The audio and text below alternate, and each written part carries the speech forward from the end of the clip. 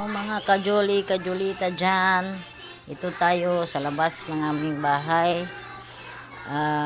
Kasi maingay sa loob yung mga OFW dyan. Mag-ingat kayo palagi, mga followers natin dyan, subscribers, like and share naman.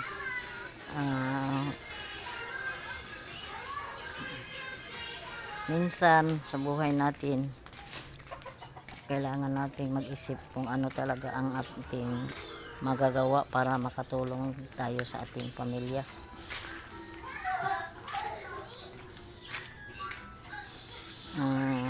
Noon nagre-reels pa ako, palagi lang nakamotor, na palaging view lang ang kinukunan ko, mga paglalakbay namin ng asawa ko. Required talaga ni YouTube na makita talaga yung mukha mo, yung ganon, kung ano bang ginagawa mo.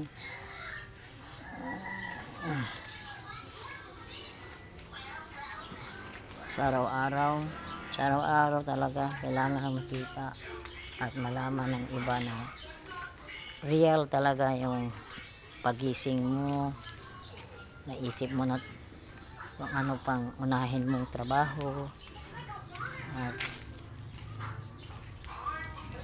isipin mo pa rin kung anong ulamin, ano ang gagawin. Pero okay lang yan, basta sa bawat araw, bawat oras, enjoy mo lang para hindi ka palaging pagod. Kung tingnan, kailangan malakas dahil sa iyong pamilya. Ayaw kong makita nila kung nanghihina ako, kasi galing ako, nagtaas ang sugar ko, malaki. Hindi ganito ang katawan ko, no. Ngayon lang yun, nagka-sugar na ako. Pero okay lang yun, okay na ako, nagagamot kasi.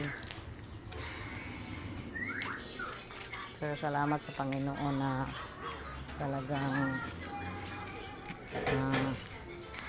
binigyan niya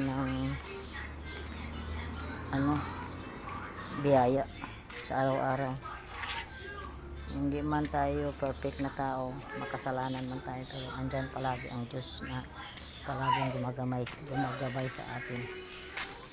So kailangan natin ang katotohanan na ang buhay ay ganyan, maraming problema, minsan wala, minsan kunti lang, pero kakayanin natin dahil alam natin hindi tayo pababayaan ng Diyos. Mga OFW dyan, mga subscriber ko, followers ko, pindot naman dyan, i-share mo naman dyan.